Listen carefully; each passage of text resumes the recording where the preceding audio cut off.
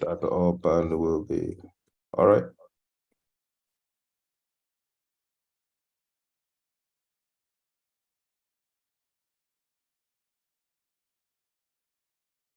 That up and we'll be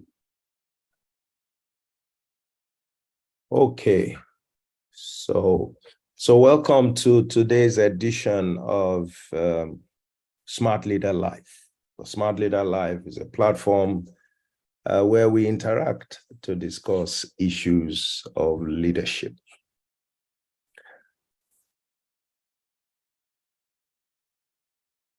And my name is Olatunji Shobodu.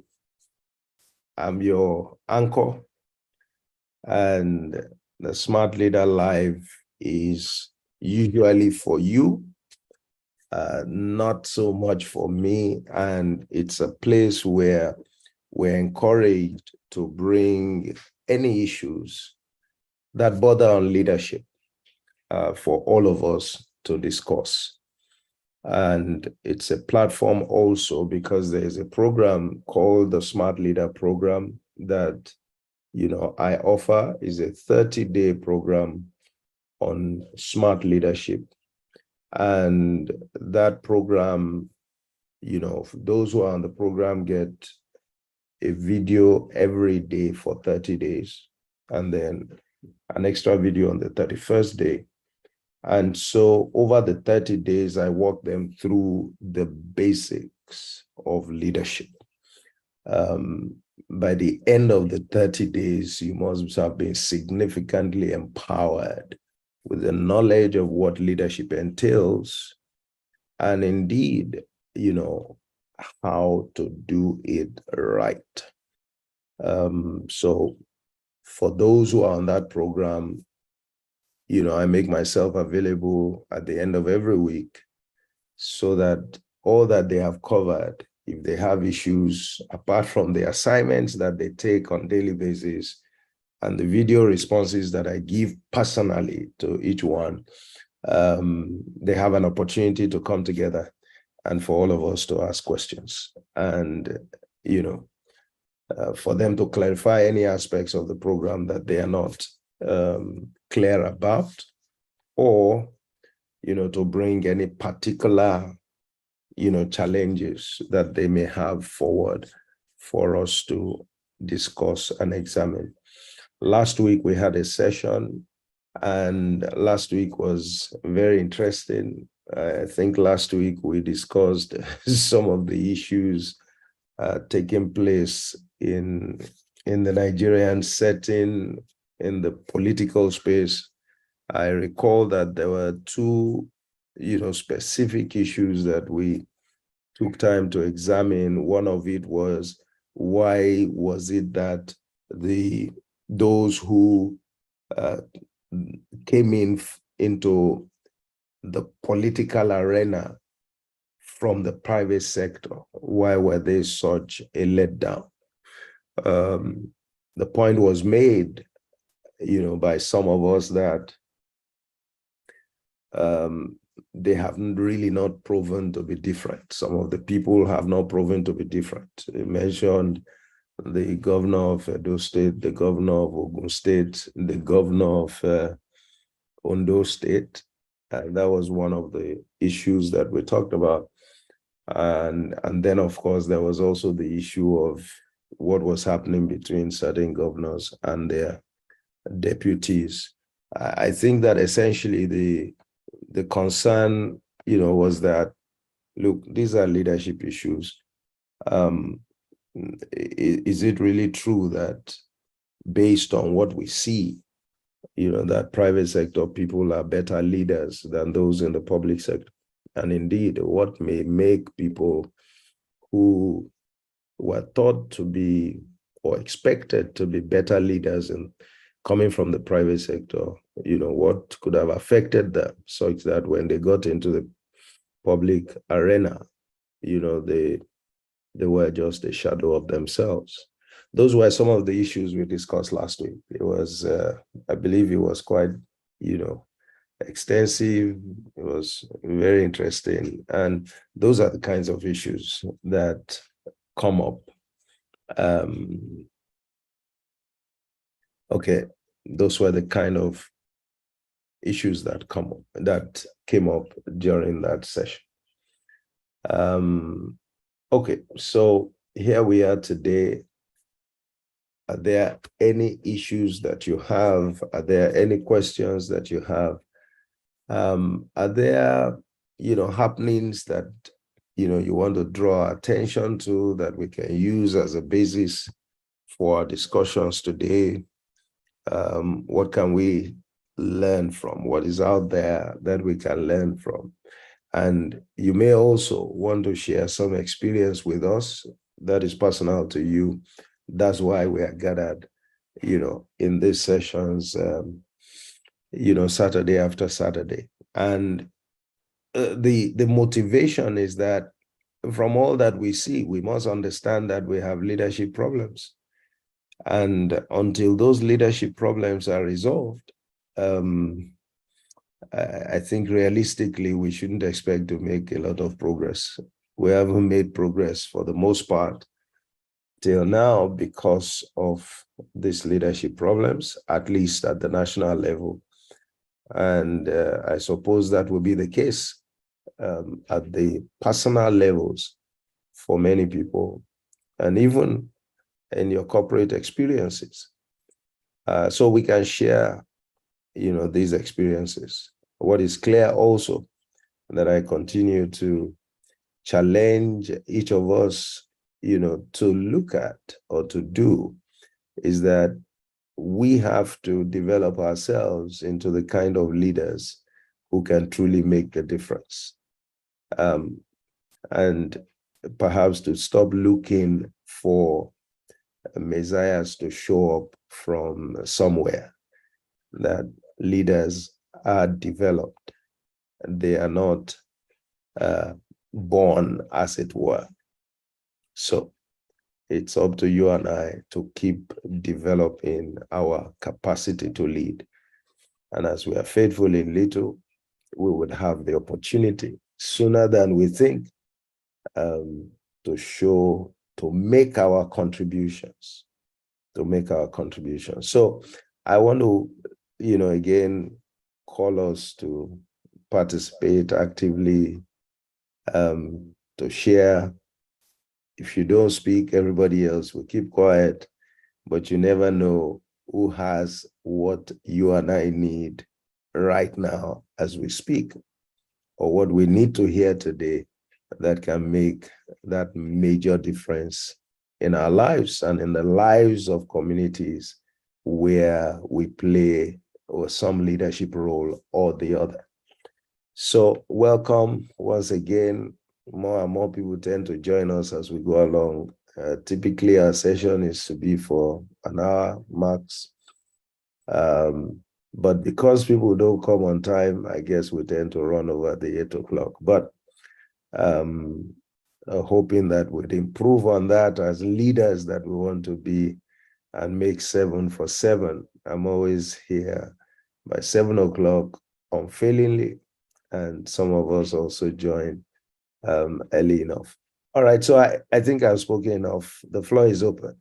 Who is going to help us today with a question, with a comment, with a case study, with an example that we can use, as a learning exercise or point this evening? You are welcome to speak. The floor is open, please.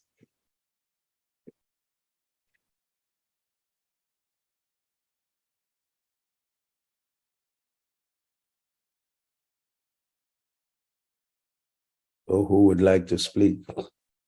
Please go on. You can ask a question. If you don't want to speak, perhaps you can use the chat, but it will be nice to hear another voice outside mine. I want to encourage you to please go ahead. We're all ears.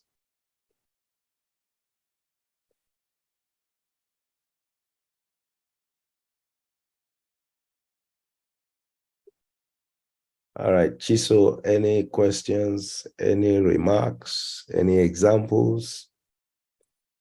Mr. Wasiu, you're welcome. Mr. Oni, you're welcome.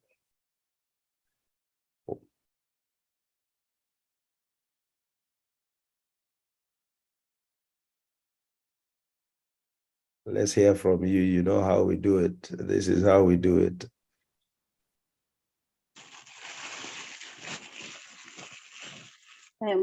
I don't, I hope I can start. Please, ma. Go ahead, ma. Okay, thank you very much. You, my name is Morenike Teju Adibabi Nashaye. I'm a chartered accountant by profession and also a tax specialist. And I've worked with both private and government at both state and federal levels. Thank you.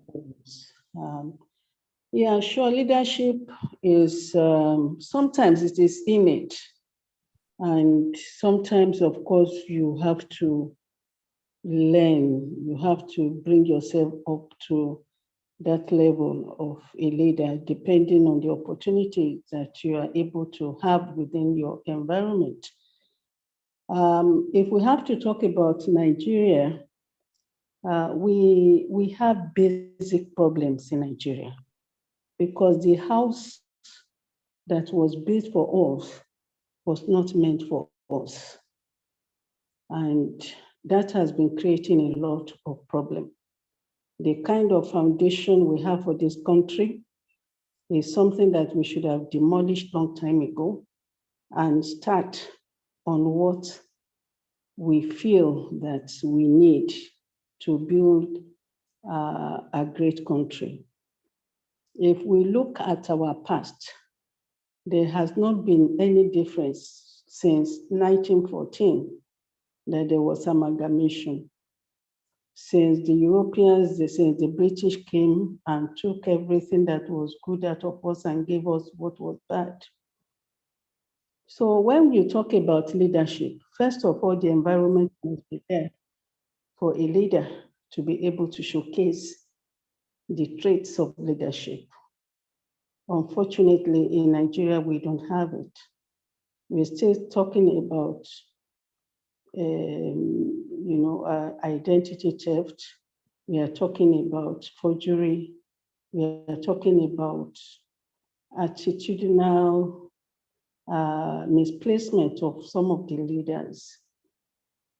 So you find that most of the leaders we have now, they seem to have acquired the leadership traits of the British, and when the military came, it was like, you don't belong.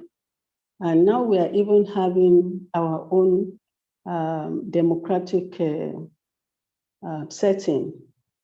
We can still say that it's non-inclusive, So even if you have that leadership trait, you don't have the opportunity to showcase it. You don't have the opportunity to showcase how good you are, what you can do. When you look at our economy, the political setup, the social setup, where are the examples? Who are the leaders? Even those who want to lead politically, sincerely, they can't go in because they don't belong. They don't belong in the sense that they feel that those who are occupying the positions now are the people that they will not want to even be seen with, not to talk about, say, oh, I'm in the midst of them. So when you look at the economy, so many things that could have been done by a good leader. There's no reason why there should be unemployment in Nigeria because there's so many jobs outside there. But what is preventing us from getting the job? Of course, lack of good policy, lack of finance, attitudinal approach of government. Government wants to be in business while they are supposed not to be in business. They want to be able to share businesses among themselves.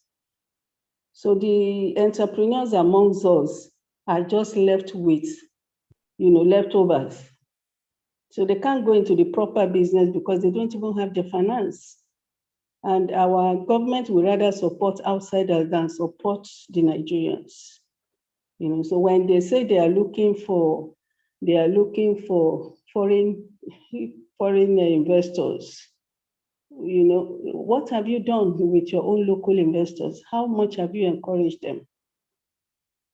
So for me, I just want to stop here and say my basic thinking is that a leader must have the right environment to be able to perform. Thank you. All right, thank you, Ma. You have raised very important issues, Ma. I was going to ask how you think that kind of environment that the leader needs, can be secured or provided in the context that we are in now, based on all the points that you have identified as challenges. Well, first of all, the Constitution is an instrument that gives you that support, gives you that sense of belonging. And when you look at our Constitution at the moment, it's not written by us, it's not even supported by us.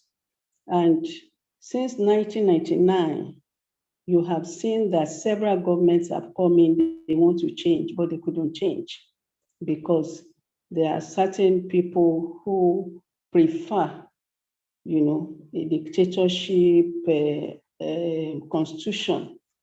And the good people of Nigeria, they rather would like to mind their own business than to say, we want to fight. So the Constitution is not protective. It's not, you see that our Constitution, if you look at the major areas that I spoke about, the political order, the economic order, the social order, there is nothing to safeguard the interest of the citizens. And you can see the kind of abuse, human rights abuse all over the place. You can see that people even feel that if you don't have money, you can't get anywhere in your country. An example is the young man that died recently sent a petition to the government, to the police station, and he said they were laughing at him. That's a citizen of a country. I was actually surprised when the head of the armed forces said that, oh, we work for the government and the Constitution. I was embarrassed. Because how can you say you work for the government? And that has been the attitude. They think that that's less than 1% of the population is their concern. So if you come as a citizen, they can't care less, they care less, they care less, they don't give a damn about you because you are not the child of a senator or a president or something like that. So the Constitution is important. The structures that support the Constitution is important. Many of the structures we lay down follow the British system. We don't really have structures that we can say, oh, this is our own. By now, I believe that we should have been able to learn a lot of lessons. I don't believe in a democratic process that uses political party as a vehicle. I don't believe in it because the politicians believe that they buy the democracy from the people and they have the right to do what they like. They have the right to control. And that is why you see that they pour a lot of money, a lot of resources in getting elected. This is something that should be wiped out, So when you talk about the Constitution, you talk about structure, and then The people who are supposed to operate in the structures, who are they? Who are they? So these are issues: the human resources, the structure, the constitution. Maybe I should stop there. Yeah,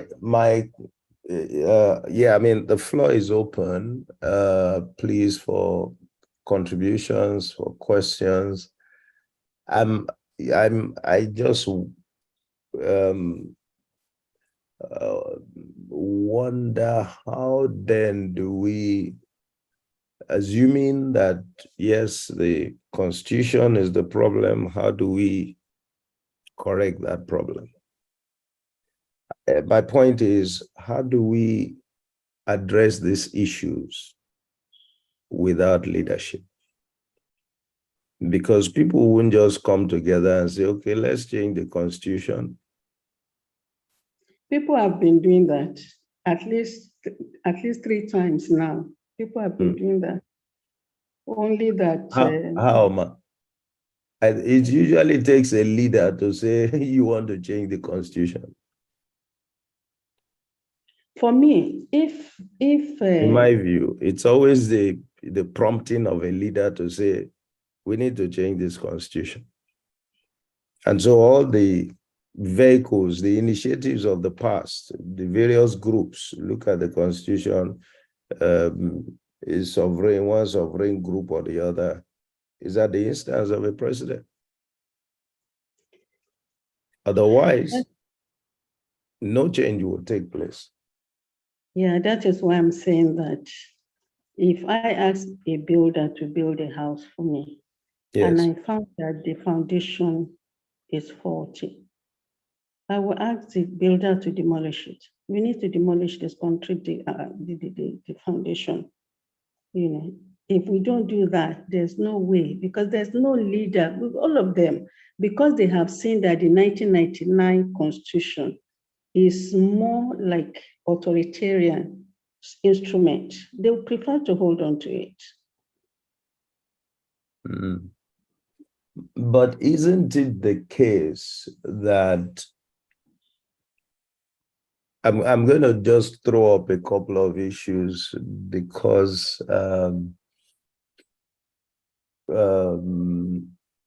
perhaps also we may have overlooked the fact that we haven't entirely been without some form of progress or the other. As imperfect as one constitution or the other might have been, we have had at different times certain changes, even under the last government, as you know, as challenged as they were, as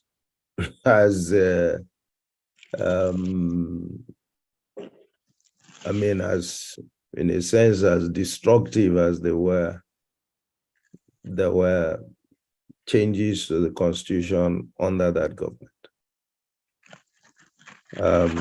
Secondly, I think also that in some instances, if we look at the level, like the state government levels, there are pockets of areas where people have done, you know, quite well within the limits of the constraints that they've had. And so even with regard to the ability of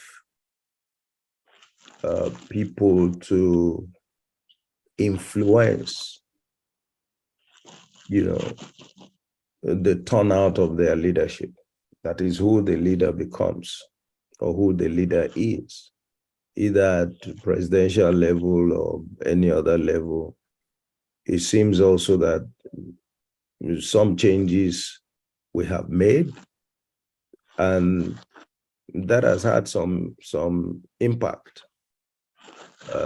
Everybody talks about all that transpired during the current election, during the last election. But it seems to me as well that we are simply not being fair in recognizing that there is some progress that has been made. If I use my own personal example, I haven't been a part of a process that was as smooth as the process that I witnessed during the last exercise, where my wife and I basically went to the polling station, and we were prepared to maybe hang around there for a while, thinking it was going to be like the usual way we had done it in the years past. But I don't think that on each of the occasions that we went, we barely spent 10 minutes there. We barely spent 10 minutes, and the process was unbelievably smooth. The environment couldn't have been more secure, peaceful, and all of that. But some other people had different experiences. But again, it would appear that we haven't paid attention to the fact that that process was significantly better than what we've been having over the years. And that is progress. Yes, it's been colored by a lot of other considerations, but I think there are more of considerations that have little to do with the process than and it certainly doesn't suggest that we have lost ground. Rather, I think what it should be telling us is that, okay, yes, we made some adjustments to get here. Yes, we have seen that these adjustments have been helpful, but there are still certain aspects that we need to tidy up. And that's how a system improves. Nobody gets a system right. The whole issue of, system dynamics is that you keep fine-tuning a system until it gets to the point that it serves your purpose as you desire it. But we seem to expect that the system has to work perfectly, or put differently, we regard that the system has only worked well because the outcome favors us. And so there are issues of, are we really making progress? Are we focusing on the right things? Or are we biasing our judgment of process improvement,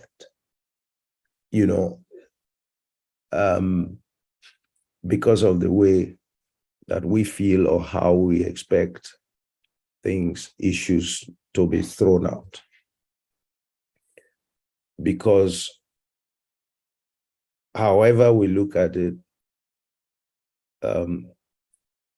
even with what has happened over the years, we see that leadership has been crucial. We may not have gotten it right, but everyone can appreciate that leadership has an influence that you can't deny, and that we really have to get serious about addressing, those leadership issues. Those are some of my thoughts that I think that we need to examine. Otherwise things just don't fall into place. No matter how much we desire it, it takes getting leadership right to expect that certain things, will take shape. And getting leadership right doesn't mean that all the right, pegs, the round pegs will be in the round hole at once. Because one of the things that we threw up last week was that one person can make a difference. One person can make all the difference. If for no other reason, one person can start the process that can then, gather momentum. And the example that we used last week, or that came up in the course of our discussion, was what has happened with this issue of passports and all the challenges with obtaining a passport, the backlog of over 200,000, and the harrowing experiences that people have had just trying to get a passport. But now suddenly we have somebody who has come in, and within the context of an imperfect system, with all the challenges that still remains, somebody now has come in, and that person, within a month, has made a difference. If we looked at that scenario before the person's, before the person took up that responsibility, it looks as if that place is a lost case. It would look as if, how can anybody make any changes? We just have the tendency to write off certain things, maybe because we're expecting that the right conditions must be in place. But it may just be that perhaps we need to be realistic, that the right conditions need not be in place for you to have the right leader show up, who can then begin to make the right changes. And that's an example, at least. So now the backlog has been cleared. Not only that, they've now gone ahead to say, okay, going forward, none of us would, spend more than 2 weeks to get the passport. We're told that by December, we should look forward to filling out all the forms and all that. And the only reason we'll go to a passport office is that we'll just go for biometric capture, much like you would do if you wanted to pick up a visa. And thereafter, you have the passport delivered to you by a courier, which is already happening with, some of the visa issuing facilities. So these things, it's not as if they're impossible. But all that has happened in that one place is that one person who has always been in the system. That person, by the way, has been a member of the House of Rep. That person has been a politician. But the person has been operating in this system. But this is the first time the person is given an opportunity on this stage as a minister. And we're beginning to see what is possible in that same environment. Yes, people can say, okay, but it's still early days. Maybe that's just a flash in the pan. But if it's a flash in the pan, that's fine. It's still encouraging. What we need to do is to challenge the person and to encourage the person at the same time, so that, we can maintain that and perhaps we can improve on it and look forward to a time when nobody has to visit anywhere in order to collect a passport, and it can be done in just a couple of days. So those are some of the, is the kind of thing that I that I think that we may be missing about the possibilities of change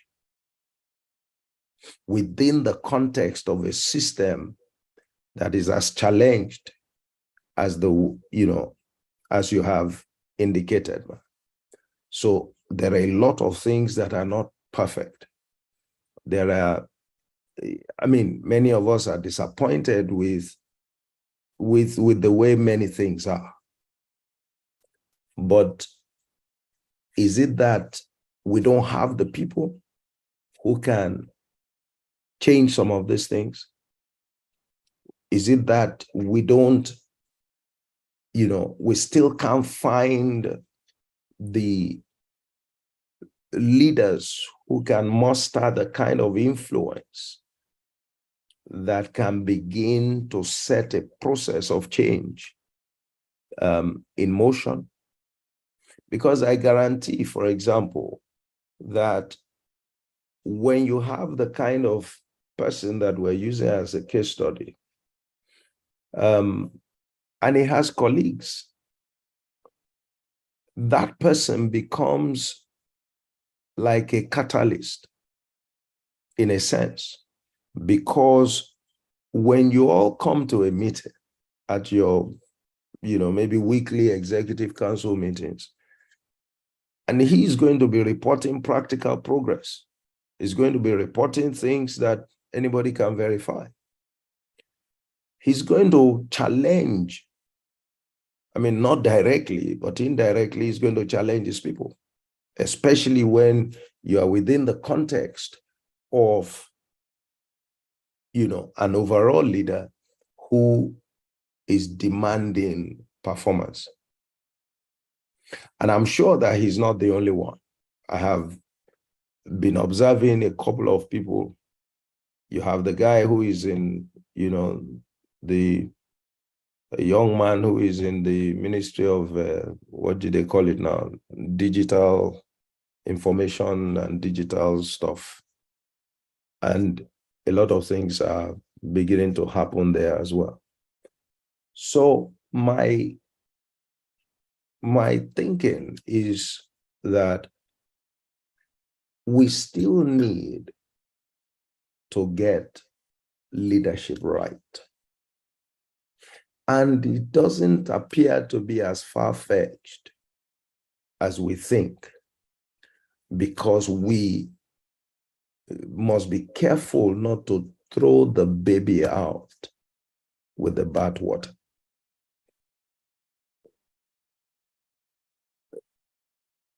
How do you get the right people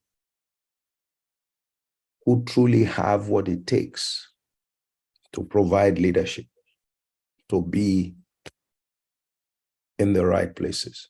These are some of the things that we have to really consider. And it's not as simple as many think it is. Because politics is everywhere. I teach corporate politics. In the corporate, politics is there, is a standard there. Unfortunately, people misunderstand what it represents.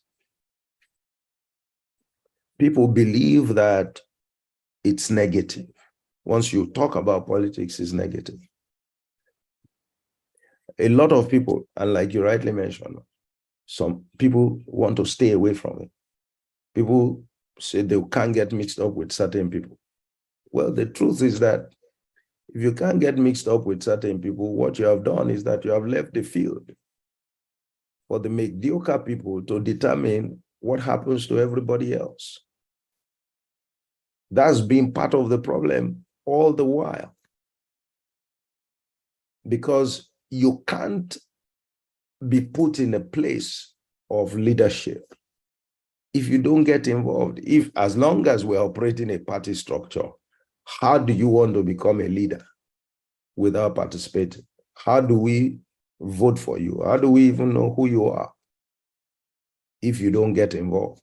I don't get involved, you don't get involved. We believe that everybody is, a thief and everybody is that. Okay, when are the thieves going to leave the place?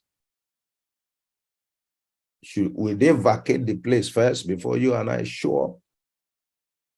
Is that how it works? It doesn't work like that.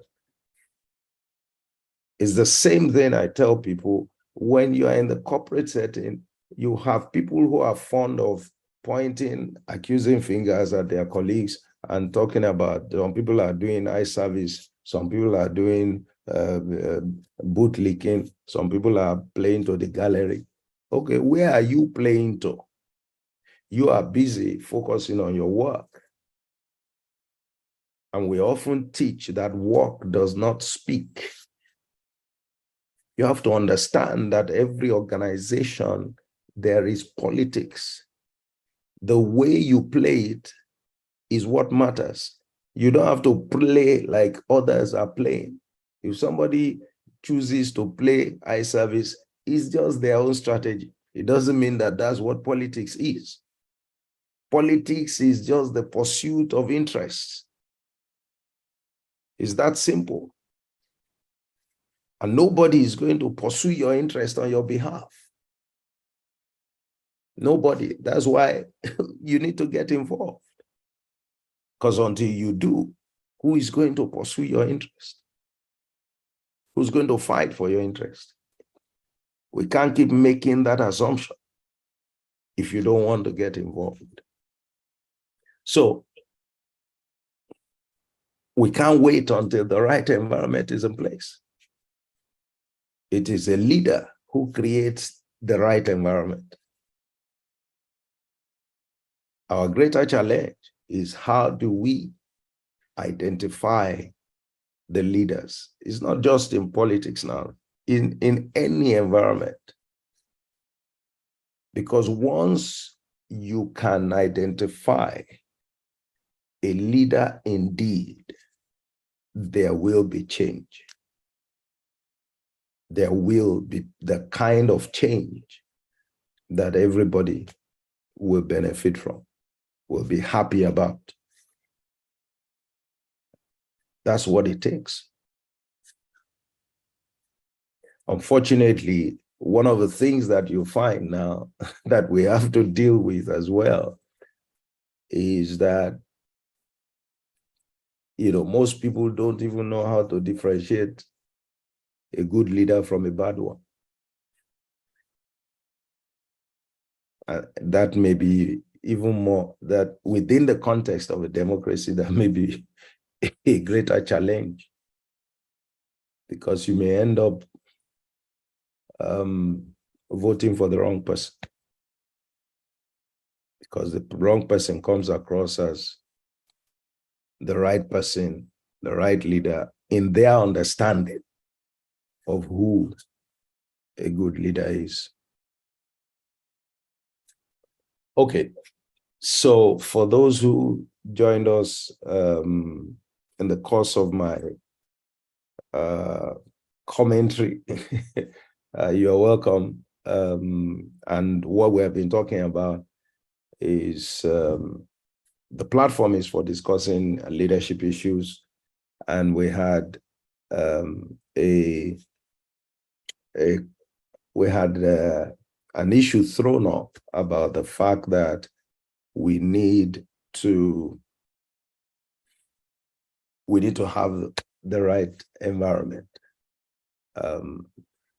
for us to be able to experience the kind of change that is due to us or that we're seeking, which we haven't been able to, achieve at the national level or as a nation over the years for very long.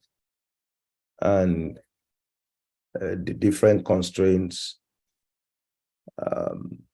were identified. And so we've been trying to speak to that issue. The issue being that how do you even change that environment or ensure that the right environment is put in place without addressing the issue of leadership. If the constitution is not the right one, or not one that can help us or advance our cause, how do we change it without leadership? That's what we've been, talking about.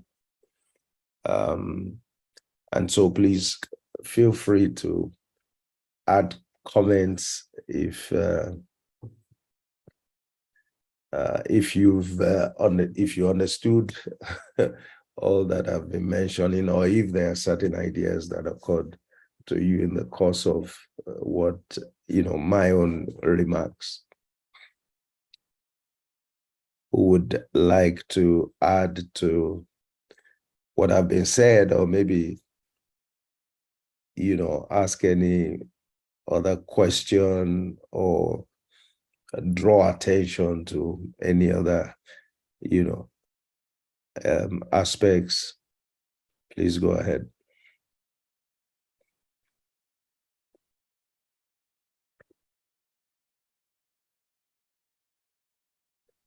The session is meant to be participatory. It's not a lecture.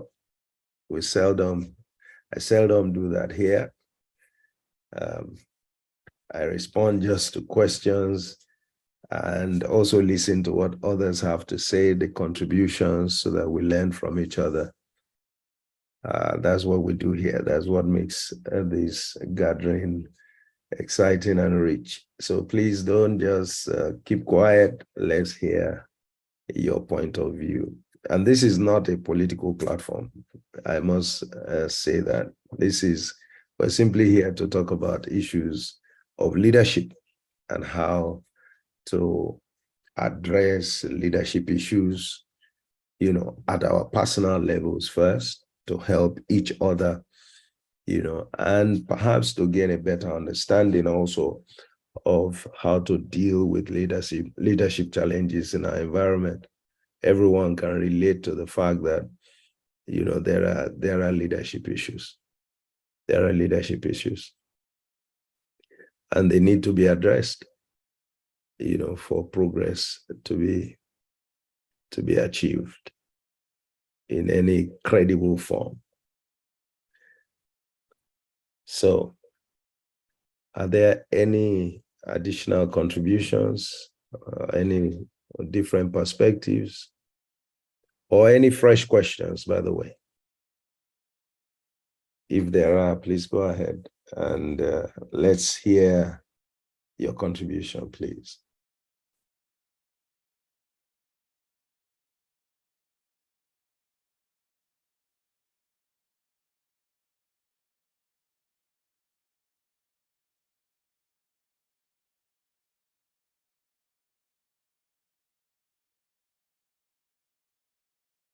Do we have anyone adding to?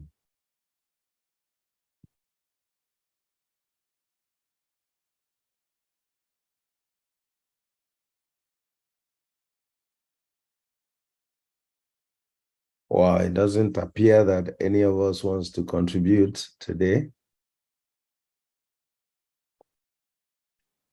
Why is that the case? Okay, maybe I should let me just paste for your use, for those who may be interested in the Smart Leader program. You can check the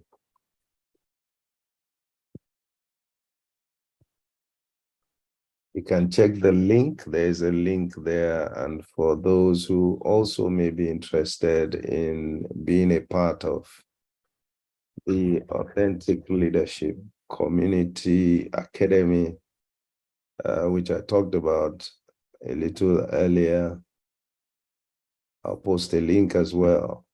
You can check them out at your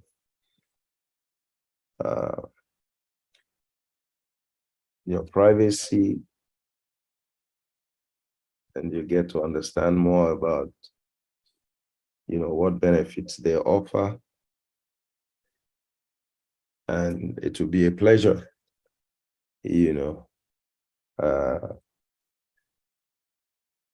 admitting you into any of the groups.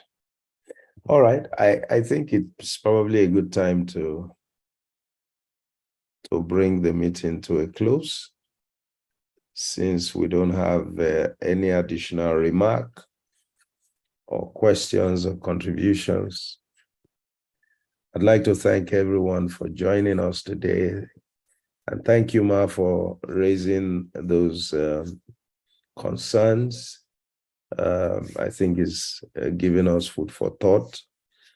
And I hope that the additional remarks, have been helpful to shape the way that we look at leadership as a solution to our current challenges. And we'll continue to think about them. And, we can still further these discussions at the session next week. Hopefully, some of us would have had the chance to reflect on them even more.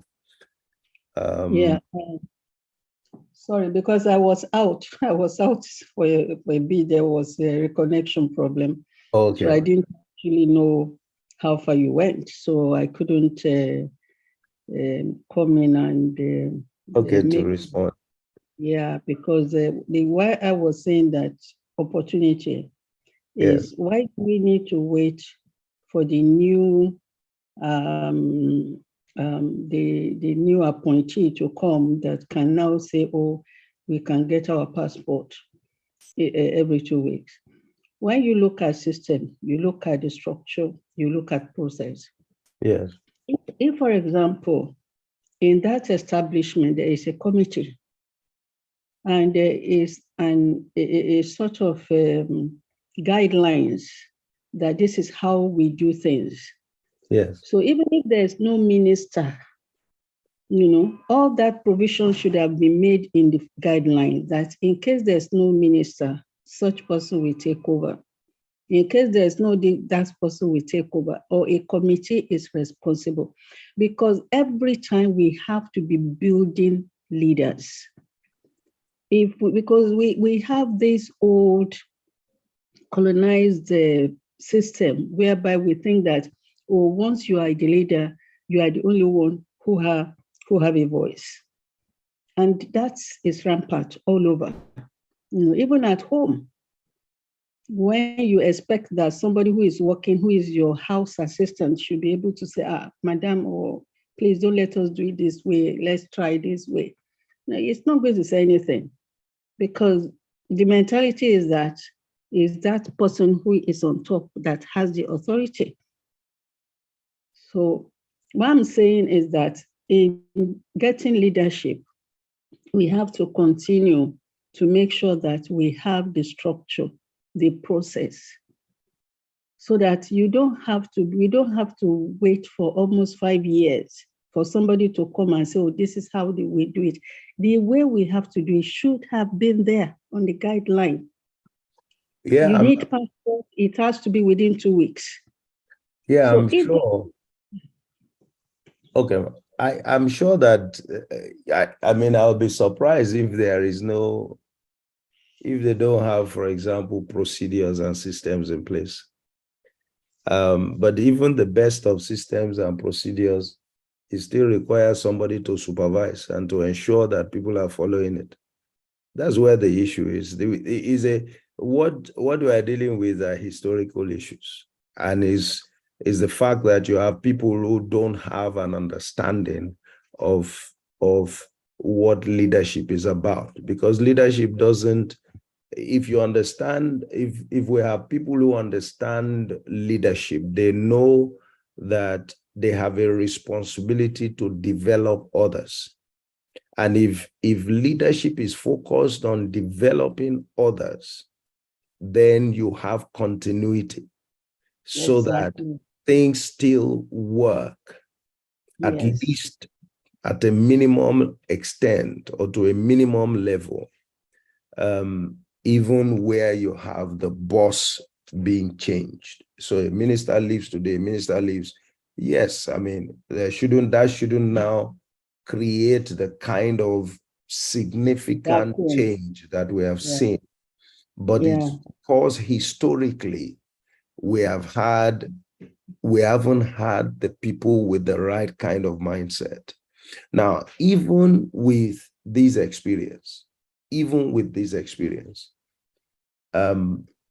we need to be careful. Why? Because, and that's why we often point out that true leaders don't celebrate during their tenure. The time to celebrate is after they have left, because of the test of continuity. That is, yes, you can be there and great things can happen, but you will still be regarded as a failure if after you left, those great things do not continue. Indeed, at a greater level. Because that's part of your mandate. Your mandate is not just to ensure that their things fall into place under your watch. It is to make sure that you also develop people who can take things forward while you are no longer there. Yes, somebody can argue, but a new minister can come. But the reality of the structure is that the critical performance of the role shouldn't be dependent on the minister. It should be dependent more on the people whose job it is day to day, who are career people. The minister is not a career person. So if those are the kinds of things that we need to pay attention to. I'll tell you again what I said when, a couple of weeks ago, I appeared on Channels TV, and the discussion was that the president said, look, the challenge that we have is leadership. We have most other things, but we have failed at leadership. If leadership is sorted out, then maybe, things clearly would have been better. But even from now, if we can sort out leadership, things will be better. And I said, well, that's fine. But in order to then act on that, which I presume is one of the things that he wants to focus on, that the 8-point agenda should now be made a 9-point agenda. And I would suggest that number 1 on that agenda should be leadership development, which now speaks to the fact that we have to be deliberate about ensuring that we develop leaders. When you talk about leadership development, then all the things that we should mind will be considered. So the kind of structures, identifying the people, training the people, challenging the people, is not something that you will solve overnight. But you have to start with a process. And now is a good time. You are still in your first year. Hopefully by the time you are done with 4 years, we would have made some good progress. With 8 years, if you happen to come back, we should, if we're serious, I mean, in 8 years, we're serious about leadership development. We should have put some very important structures in place. And it's not impossible to do, in my view. If we could use an example, the president, has an example, however imperfect it may appear. There's a case of Lagos. Lagos is an example of leadership succession, because things are still happening today that were conceived while the man himself was a governor. People have succeeded him that have been part of the original group of people. Some of them has still being called to play one role or the other today.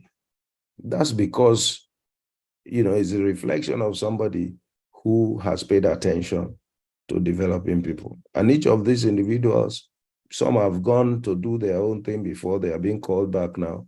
Each of them has they have a status in their own right, as having been successful, in their own personal endeavors. And some, have held sway within the government. So it's clear that we can address the leadership issue if we use what transpired in Lagos as a model. And in saying that, I recognize that, yes, I'm not suggesting by any means that is a perfect scenario. We can raise so many issues about it, but if we're not sentimental and we're not biased, and we're really interested in the concept of leadership development and how we can use it, there is a solid case study there that we can learn from. It may well be one of the advantages of having the current president in the saddle, because I would expect that he would be able to replicate that at the federal level. Some people have said, well, that may be a tall order, but if you ask me, yes, it could be a tall order, but a tall order doesn't mean that it's impossible. It is still possible. It's just an opportunity that we have. So that's what I would say, man, to that issue, that yes, you are right. But some of these things that we need to have, the process, if you look at what transpired when Fashola was in the saddle in Lagos. Fashola was focused not just on developing people, but he was focused on processes, on systems, on structure. He was the kind of person who also made this kind of submissions that, you are pointing out, and said, look, let there be institutions, let us structure them properly, let them have their own boards, let the boards take responsibility for them. I don't have to be involved, in everything. Okay, they should be able to run. Let's put some of these things in place. It makes life easier for everybody, and it ensures that people can take proper responsibility. And those were some of the things that he has done. And some of those things are still operating like that today. Others are building on them. So that's why I said that at times we have some of the examples that are playing out. And we hear some great things that, a few other governors here and there are doing, from which we can learn. I have always thought that perhaps the change that we need, will start from the states, where some people have been able to make a difference, and hopefully those people can graduate, and find opportunities at the federal level, and they can also be instruments for, in whatever area they operate in, they can be instruments for introducing, and driving the kind of change that we desire. Those are just the ways that, I have thought about how we address some of these issues.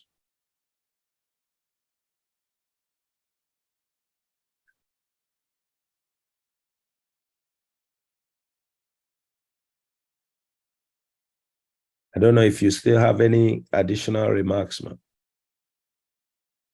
No. It's okay. All right. It's okay. Like you said, it's not a tall order. Now that President Tinubu is there, once we have meeting of the minds of leaders, and there are opportunities, an enabling environment for opportunities to try, definitely, there's nothing like a tall order. Yeah, I All agree right. with you.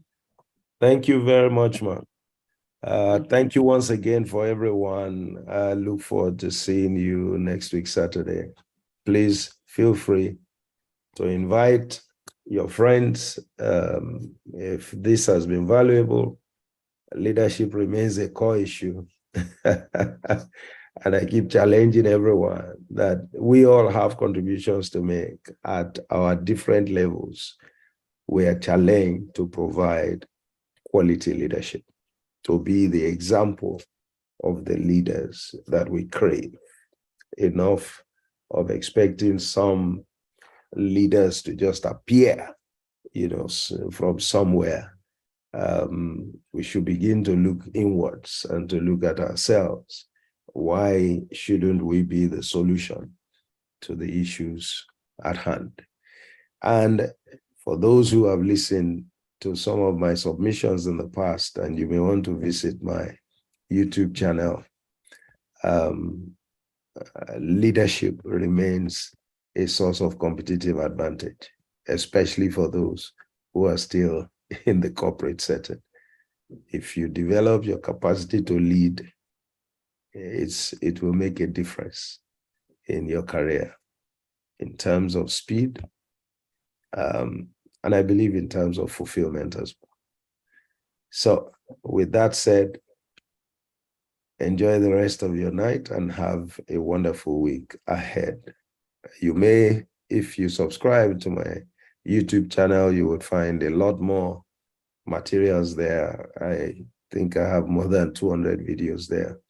And I always, stream live. I have a program called Leadership Monday, just for a few minutes on Monday. And then every Thursday, I speak also Leadership in 30 minutes. My 30 minutes program, both times I'm speaking to some issue or the other on the all-important subject of leadership. And this is brought to you by Emmet Leadership Academy. If you have not attended the Smart Leader program, I encourage you to attend. Click on one of the links I've provided and, take advantage of it. And you can recommend it to others. Or you can give to others as a gift as well. Go ahead and do that. They can take it at their convenience. And, the testimonials have been great. So thank you very much for joining. God bless you. Bye-bye.